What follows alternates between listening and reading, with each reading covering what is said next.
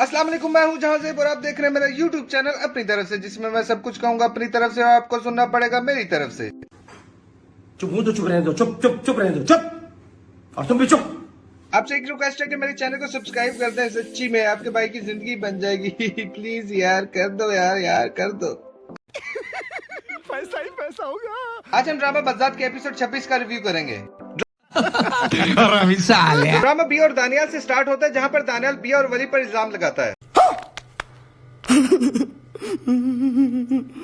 बिया कहती है कि बस करते दानियाल, कुछ एहसास है आपको कि आप क्या कह रहे हैं?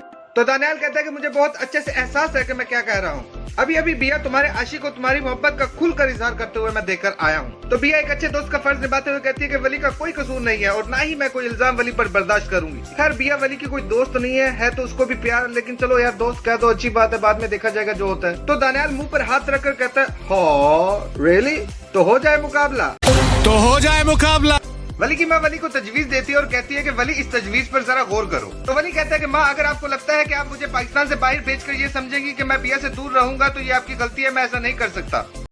क्या सोच है रे तेरी, मानना पड़ेगा। तो वली की माँ मजबूर होकर कहती है कि मैं तुम्हारे आगे हाथ जोड़कर तुम्हारी मिन्नत करती हूँ कि बिया से दूर रहो। तो वली कहता है कि माँ ऐसा मत करे, मुझे शर्मिंदा कर रही है, लेकिन मैं बिया को नहीं छोड़ सकता ना, प्लीज। उठा ले रे बाबा, उठा ले, मेरे को नहीं रे, इन दोनों को उठा ले। वली की माँ वली से कहती है कि वली, अगर मुझ में और बिया में से किसी एक शख्स को चुनना पड़े तो तुम किसको चुनोगे? तो वली पूरा इमोशनल होते हुए कहता है कि माँ, मुझसे ऐसे सवाल मत पूछे जिसका जवाब मैं देने से कासिर हूँ। हालांकि वली के इस जवाब से मैं समझ चुका हूँ कि वली क्या कहना चाहता है। आप भी समझ गए होंगे। और अरे ये क्या, वली की माँ भी समझ चुकी है कि वली क्या कहना चाहता है। वली की माँ वली का जवाब सुनकर कहती है कि मुझे मेरे सवाल का जवाब मिल चुका है। वली, मुझे मेरे सवाल का जवाब मिल चुका है। अरे माँ को सेंटी कर दिया भाई ने, यार गलत किया भाई।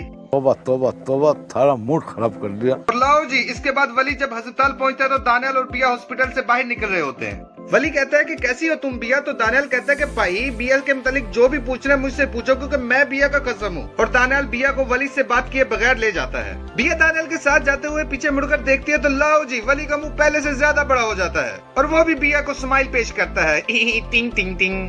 इतनी खुशी मुझे आज तक।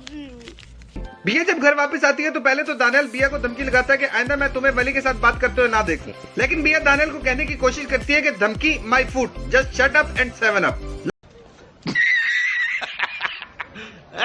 लाओ जी, उसके बाद दानियाल की माँ भी उसको डांटती है, किसको? बिया को। लेकिन बिया फिर उनको एक्सप्लेन करती है, उनको पूरी तरह समझाती है कि नहीं ऐसा नहीं। तो बिया उनको समझाने की कोशिश करती है कि नहीं, इतनी जल्दी मैं आप लोगों का पीछा नहीं छोड़ूंगी, कुछ बदनामी का तो माँ बेटे का भी बनता है। वो कहते हैं ना कि हम तो डूबे हैं सनम, तुम्हें भी ले डूबेंगे। बिया भी वही करने की कोशिश कर रही है, मुझे लग रहा है।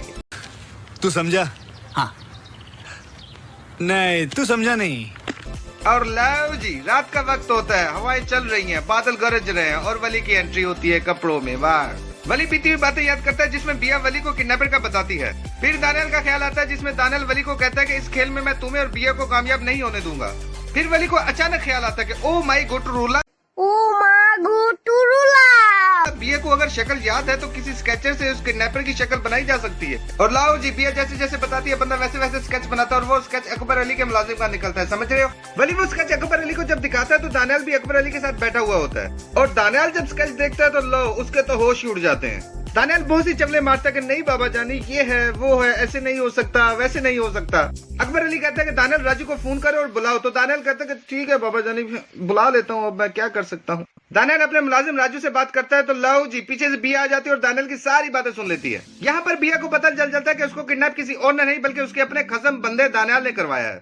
बिया पूरे जोश के साथ जब अकबर अली को ये बात बताने आती है तो दानियाल उसको ये बात नहीं बताने देता, उसकी बात काट देता है, उसको दोबारा उसके कमरे में भेज देता है। राजू अकबर अली के सामने हाथ जोड़कर खड़ा हुआ होता है और कहता है कि ऐसी कानूनी हरकत करने का मैं सोच भी नहीं सकता साहब। लेकिन अकबर अली कहता है कि मेरी नौ रानी तुझे देख कर डर जाती है, कुछ तो गड़बड़ है ना।